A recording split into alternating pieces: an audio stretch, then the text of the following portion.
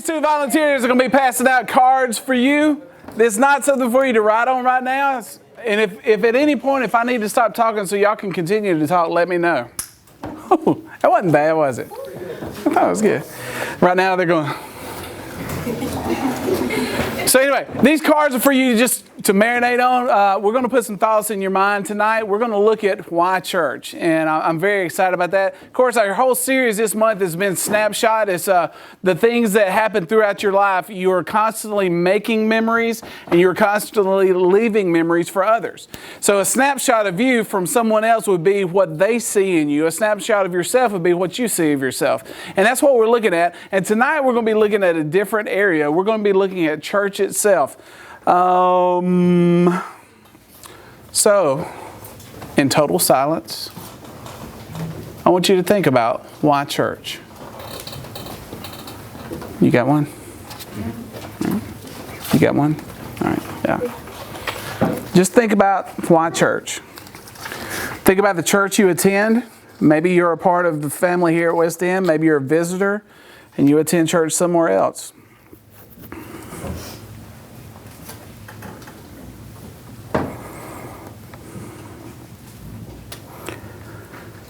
There's a lot of things in our life going on. And like we said earlier, every moment is a snapshot. And some of those snapshots you don't want to be reminded of. Some of those snapshots you wish you could erase. That's why it's so important for us to constantly realize that every moment of our life is a snapshot. People are seeing what we do. If you walk into your school tomorrow, people are going to watch you. And it's not that they're judging you. They just want to see what you're wearing, how you're walking, what you're doing for lunch, whatever. They just want to see because we're all in that same category. We want to know what everyone else is doing. It's the same kind of thing at church. When you walk into a church, people are watching. But my question is, if we are coming to church, why are we coming to church? And just a sidebar from that, I've been doing youth stuff for a while now. Miss Renee used to come to my youth group. Yeah. So I've been doing youth work for a while. Not that you're old. I mean, you're still a kid to me. So, yeah. But over half of my life has been spent trying to make Jesus famous to people. And that's my heart's desire. And Sunday morning, I was sitting in worship, and I was just looking at where Crossroads is sat, and I was thinking about where Crossroads will sit. And as I sat there looking, I saw something that I honestly can tell you I don't know that I've ever seen since I've been here. There was not one full row of Crossroads students. And a lot of that is because people sit other places. I dig it. I understand. Got to sit with mom and dad because I'm in trouble. Got to sit with mom and dad because I got candy. I don't know what it is. You sit with other people. You sit at other places. But there was a time when that was a special place. That was so much so when we would leave to go on a conference, as soon as I get back, the first thing said to me was not, "How was your trip? Hope everything's okay." It was like, "Boy, it was empty here without y'all," because that whole area would be bald. There wouldn't be anyone sitting there. That's where Crossroads sat. Sunday night, as I'm sitting there, if we removed the praise team, there were 3 teenagers here. And this is, please understand, I'm not bagging. I'm not trying to be mean and go, "I can't believe you're not coming to church. You're all going to hell." No. I want us to really think about what's the purpose of us coming to church. I do a lot of deep thinking. I know y'all think I'm pretty shallow, but my mind's pretty deep. And I've been wondering that a great deal. Why would people come to church? What is something that draws people to church?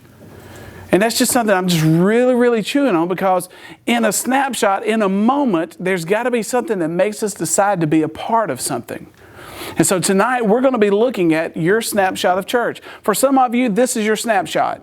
You come in on Wednesday nights, and this is what you do. Some of you might be here for Sunday school. Some of you might be here for Sunday morning worship. Some of you might be here for DT, for circles. Some of you might be here Sunday nights during worship. But your snapshot of you in church, what would that picture be if it was hanging on that wall over there? Take your Bibles, if you would, and turn to Romans chapter 12.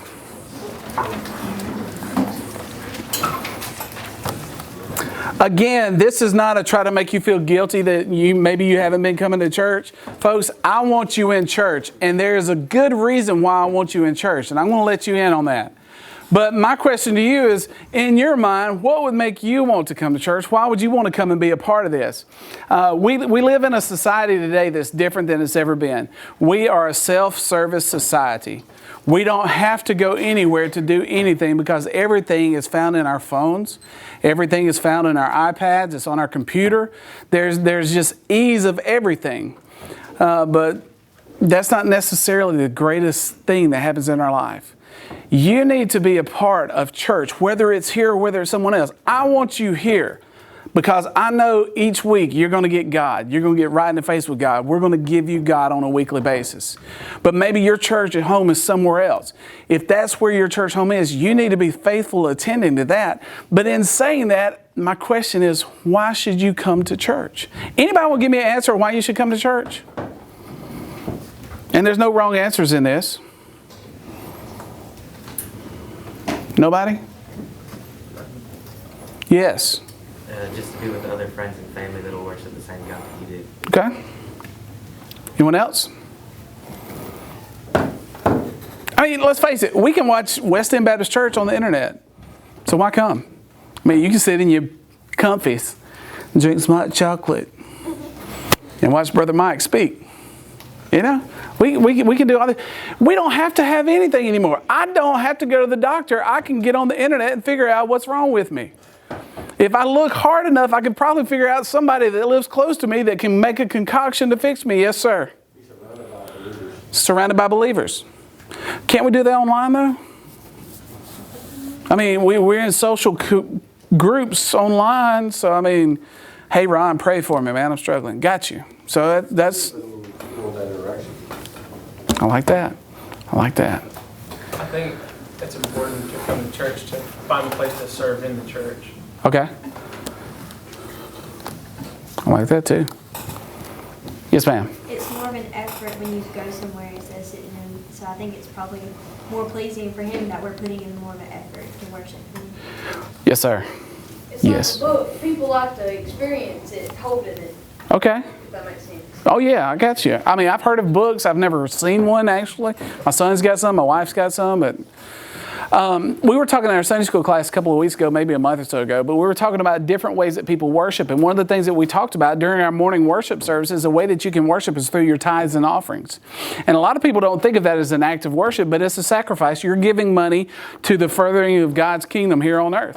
And so as we were talking about that, one of the things that's going around, people are starting to ask us, hey, when are we going to start doing online giving? When are we going to start doing online giving? And that's one of those things that I've been kind of talking to folks about, the important folks of West End about. You know, we might need to look into that. And somebody from our Sunday school class, it might have been my wife, I'm not sure who it was, they said, but then doesn't that kind of take out the act of worship if it's just automatically deducted? And it's like you were saying, Madeline, there's an effort put forward in that. So there are different reasons, different things that draw us to church. One of the things that's been going on is everything now seems to be a swipe and just split. We don't have to interact with people anymore. I purposefully will find a gas station that's got a place for a credit card so I don't have to go into the store. For many reasons, if I go in the store, I cannot walk into a convenience store and not come out with a soda or a candy bar or, you know, whatever. That's just because, look, it just calls me. I'll pump gas down here, Kenny, come here, I'm a tasty treat. And I'm like, no, I cannot have a tasty treat. And so I flee from it. But I intentionally do that. Last night, my son is off his restricted diet. We are going to have pigs and cows roaming in our house. We're just going to walk up and chew the side of a cow. We're just nom-nomming on them. It is great. And so because he came off of this restrictive diet, we said, what do you want to eat tomorrow night? He's like, I want some crew. Yeah, I know, that's Barbara crew, right? So I said, all right, where do you want? And Jessica chimed in. She said, Jim and Nick's, because I got crack biscuits. If you've never been to Jim and Nick's, they bring a big old pan of biscuits, and it's got crack in it. Because you can't get enough of them. Can you get biscuits? You know? And we sat there last night, and it was crowded. There was like 17 billion people there, and we're sitting there, and I'm trying to be holy because I'm a man of the cloth, and I'm like, I'm not going to get frustrated. Where are my biscuits? I'm not going to, where are the biscuits? They got cheese in them. Come on. And the guy was by and says, hey, I'm so sorry. There's a lot of people here. and it's like rush hour for us. And I'm like, just get to the point, man. Could I get your drinks? I would love for you to get my drinks. And so we tell him what we want to drink. He says, okay, I'm going to put these drink orders in, and then we're going to get you some bread out soon. And my wife's like, yeah. And Bear's going, bread's good, bread's good. And we see people around eating bread, and I'm wishing mean thoughts to them. I hope you bite your lip. I hope you bleed, because I ain't got none of that crack biscuit. Why were we talking? Oh! Anyway, we got our biscuits. We ate barbecue. I'm sorry. It's a crack biscuit. Woo! So anyway, we're sitting there eating the barbecue, and we got into a crew coma. That means you ate so much barbecue till you just like, ugh. And I'm just sitting there, and I'm sweating. I ate so much. And Bear's just got barbecue sauce in his ears, under his armpits. It's everywhere. Jessica's got something that once was a potato, and now it's kind of looking like roadkill. Not sure what she did there. But I look across, and there's a table of teenagers sitting there. And I always watch teenagers. It's not that I'm a creep or anything. That's my line of work, not watching. I see you. You know, it's not like that. I'm in your window. Hello. No, it's not one of those things. I like to watch people. I enjoy watching teenagers, the way they interact with each other, because hopefully that's going to give me a little help on interacting with you, because I'm as old as your parents. So, you know, I watched, and I looked, and the waitress came up, and she was like, and she's passing out their tickets or whatever, and every one of them goes, hands it back to her. She takes it, comes back, and puts them all out, and they all go, and they start riding. And I was like, you know, not one of them has cash. Because I was thinking, you know, if I go up and rob them for the crack biscuits, I probably going to need a couple of dollars too. And they're going to have a debit card. Nobody was carrying cash. And I was just looking, that's the society we're in now. You don't have to. You just, and we're the same way a lot of times with our faith. Here's the deal. I think you need to be in church because this is a critical time of your life. You are making relationships with people right now that's going to last for a long, long time. You are making decisions right now that's going to shape who you are as an adult.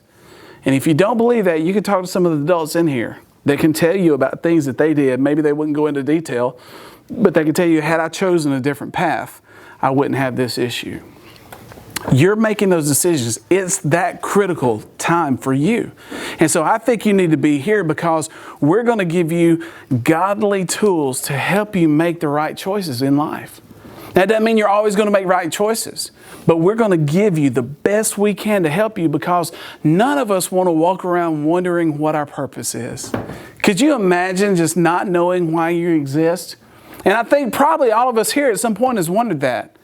There's some new thing on the Facebook stuff, and it's like, I woke up this morning wondering what my life was about, and the fan told me to be cool, and this told me to do this, and this told me to do this, and I read it the other day, and I was like, that's the dumbest thing. But it's really good. There was a purpose to that post. And as you read that, you start seeing that there's a reason for this.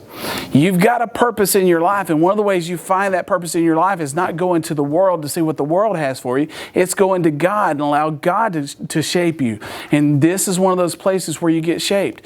You need to be in church because God's got a plan for you. And you don't hear that plan from God unless you're here getting told on a constant basis. But we're in that self-serving society where we don't have to come.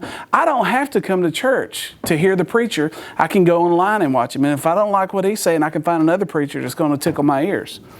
I don't have to come listen to the choir because I can pull up any worship band that I want. I don't even like singing hymns.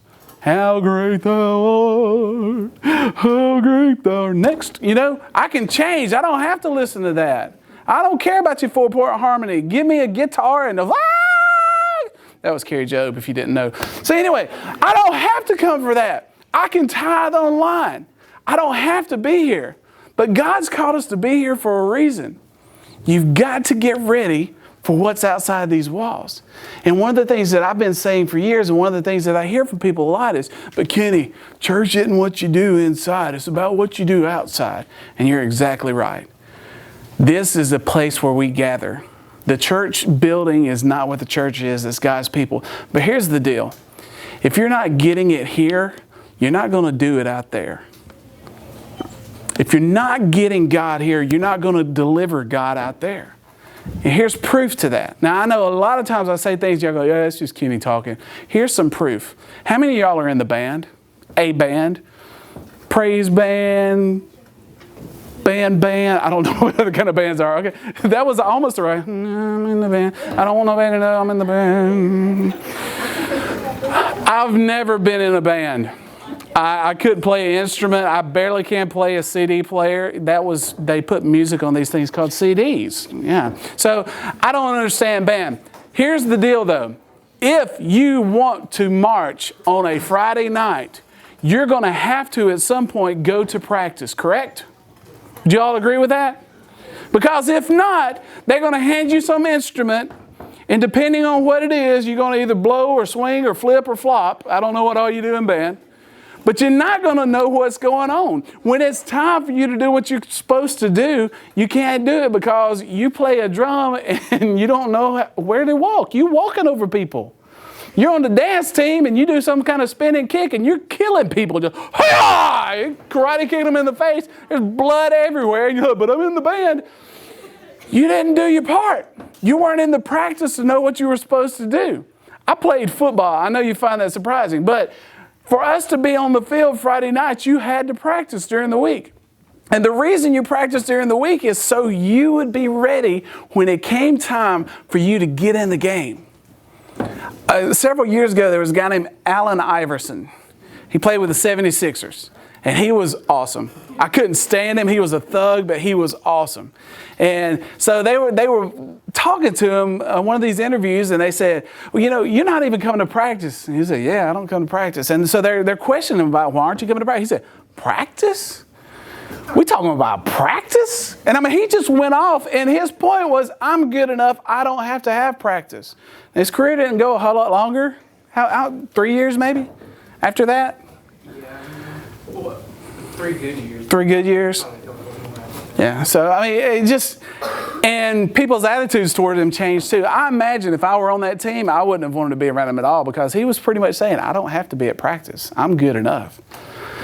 I played football for a long time. There was never a moment where I was good enough where I didn't need practice because when the quarterback gets up there and goes,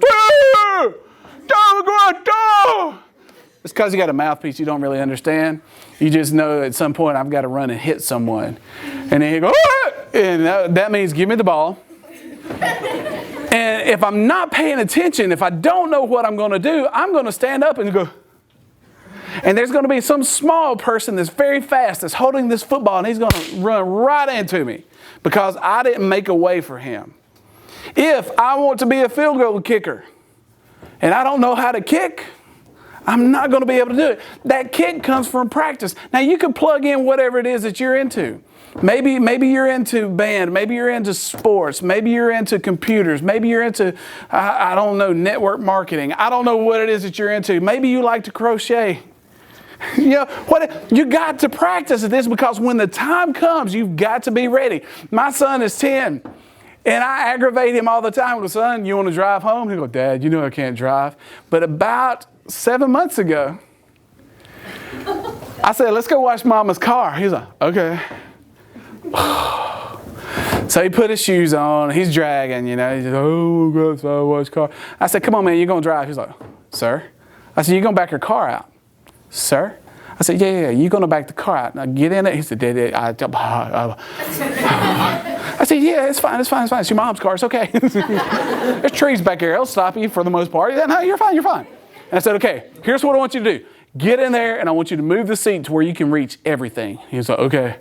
And we got a fancy car that's got buttons. You push buttons. About 20 minutes later, he's like, here. I was like, can you reach everything? I can't see nothing, Dad. Back up just a little bit. So back up, and he gets the steering wheel in his hands. I said, okay, now I want you to get that key, and I want you to put it in the key thingy. Ignition. Yeah, ignition. Put it in the ignition. He goes, okay. He put it in the ignition. I was like, cool. Now I want you to turn it to the right until the car cranks. Okay. So he doesn't really talk like that, by the way.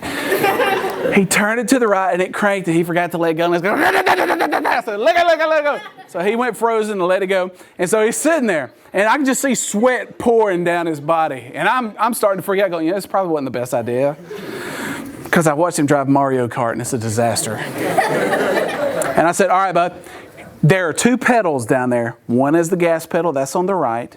The brake pedal's on the left. I want you to put your foot on the brake pedal. Boom! I said, no. Brake. It's the one on the left. Okay.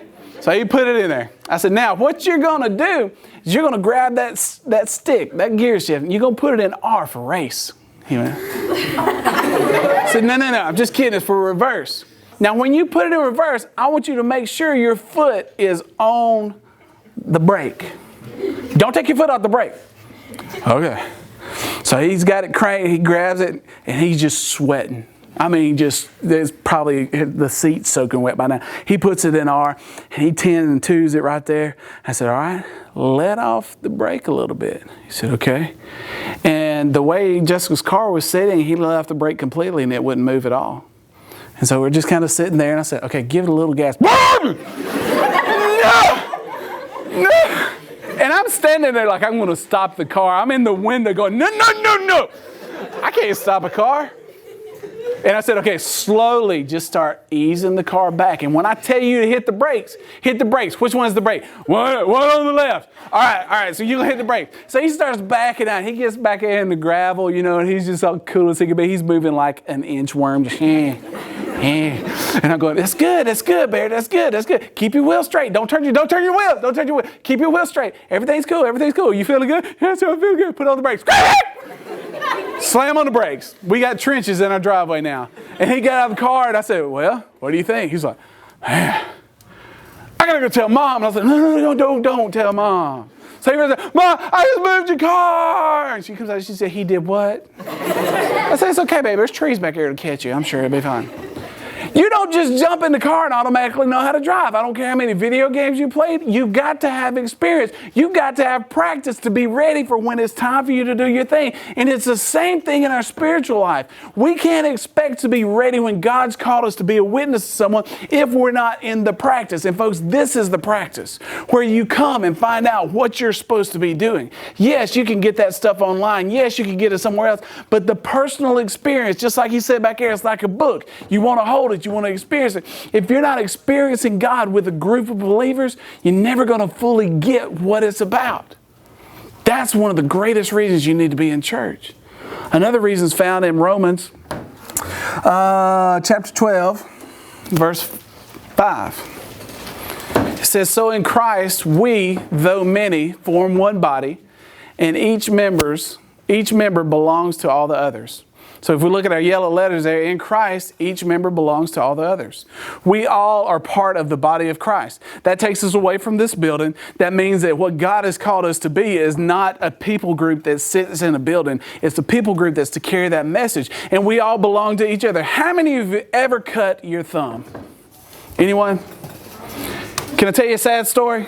Y'all gonna love this one. I was camping one time. And I told my mama and daddy, I said, I'm not going to be able to be at church Sunday because we're camping. And my father looked at me and said, do what? I said, we're camping, Dad. I'm not going to be back in time. He said, okay. Sunday morning, one of my friends says, hey, man, let's go clear a trail. I said, okay.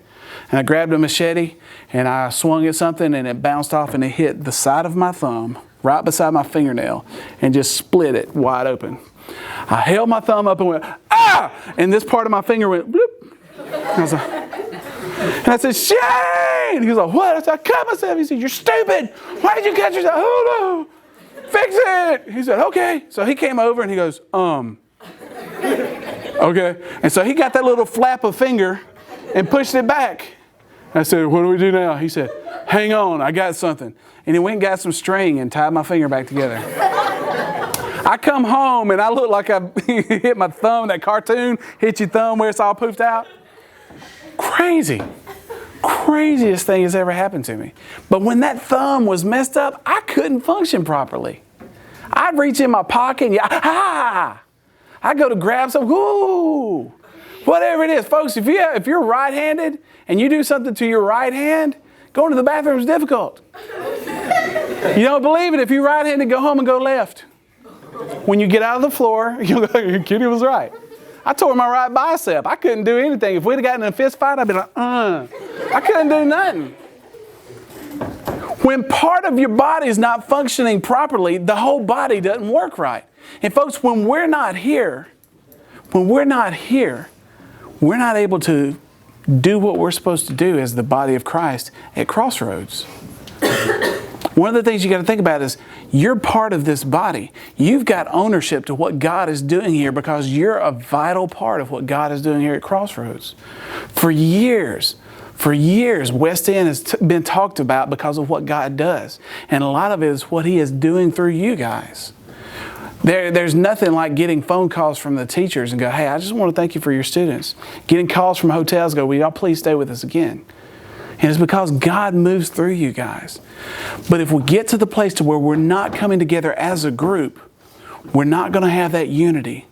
And when that unity splits, we start finding ourselves floating by ourselves. And I don't know about you, but I need somebody to keep me in check. I need someone to hold me accountable, to make sure I'm being what I'm supposed to be. One of the things that you will never understand until you become a youth minister yourself is about every Wednesday night I go home and throw my keys and try to quit. Because I feel like I'm failing. Every Wednesday night.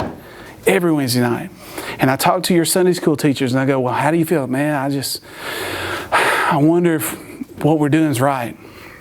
And one of the ways that you take ownership to this of being here and being a part of this family is through encouragement to others. Not just encouragement to each other, but folks, I can't tell you how encouraged I am looking right here. 57 of you. I mean, that is so encouraging to me because it makes me feel like I didn't completely fail today. And you got Sunday school teachers that's all they need is to see a smiling face and to hear a thank you. Oh man, it'd make their day. You're part of that body. And you come as the body and get instructions and then you go out of here and you do something with it. The greatest reason we need to be coming to church is because our example did. Jesus Christ in Luke chapter 4 verse 16 it says He went to Nazareth where He had been brought up, and on the Sabbath He went to the synagogue as was His custom. Now understand that a custom is something different than just a habit.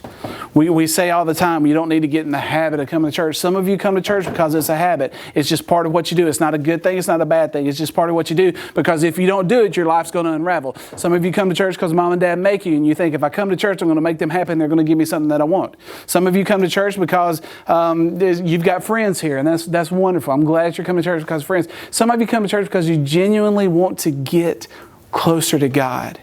And for some reason, you gave your life to Jesus Christ, and it wasn't like Tybo. Any of y'all know what Tybo is? I know Renee does, yeah. Tybo is one of those things that she does. It's an exercise thing. And in the early 2000s, there's this guy named Billy Blanks. He was a martial artist, and he came up with Tybo. And you do exercise, and you karate chop and stuff. And we had guys in our youth group. Hunter and Ryan Edwards used to do Tybo. And Ryan came in and his lip was about this big. Now, he got big old lips anyway, but his lip was huge. I said, you done Big Hun get in the face? He said, no. I said, what happened? He said, Tybo. I said, who is Tybo? We'll go get him. He said, no, it's exercise. I said, how did you bust your lip exercise? He said, well, you're doing this, then you got to turn, and then you turn. I started getting tired, and I said, I gotta, pop! And he popped himself in the mouth and blew his lip up. And I asked him, I said, do you still do Tybo? He said, I'll never do it again. He threw it away. But you know, your relationship with Jesus wasn't a Tybo moment. You gave your life to Jesus and you genuinely mean it. And that's why you're here. You want to grow closer to God. If anyone has ever had the right to say, I don't need to go to church, Jesus. I mean, He's God. Why would He have to come to church? I get asked that question all the time. Why did Jesus go to the garden to pray if He's God? Why would Jesus come to church? Setting an example. He came to church to set an example for us. Did He have to be here? No, He didn't have to be here.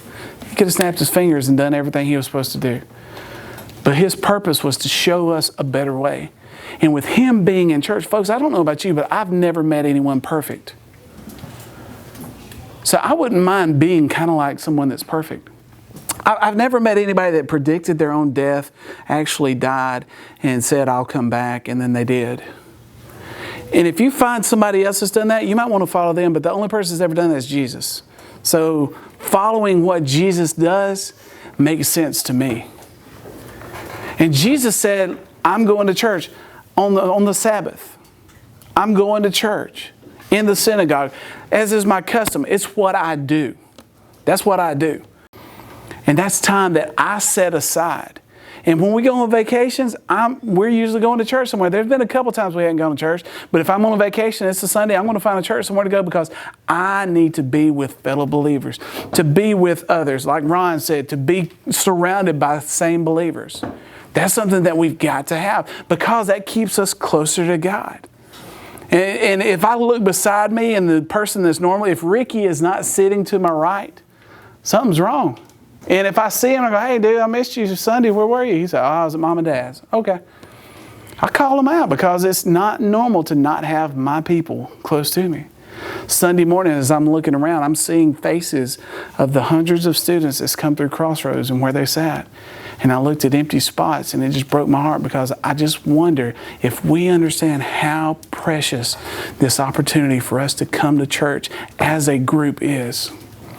We're making a move to 1,000+ seat sanctuary. We can sit up to 1,100 people in there. So a double service, what you normally see on a Sunday at West End, we can put at least twice that much in there. I mean, it's amazing. But I want us to be as a group over there, not just so we'll have our own little section, but so that we can bring that unity back to what it's supposed to be. Coming together, coming to church. Not so we could pat ourselves on the back and say, well, I've done my deed, I've come to church.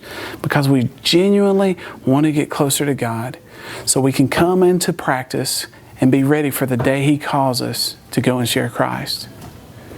Is practice important? Yeah. You need to be here so you'll know what to do when the time comes. Why do you come to church? Let's pray. God, I love you. I thank you for the opportunity of being able to just come and hang out with these students for a little bit.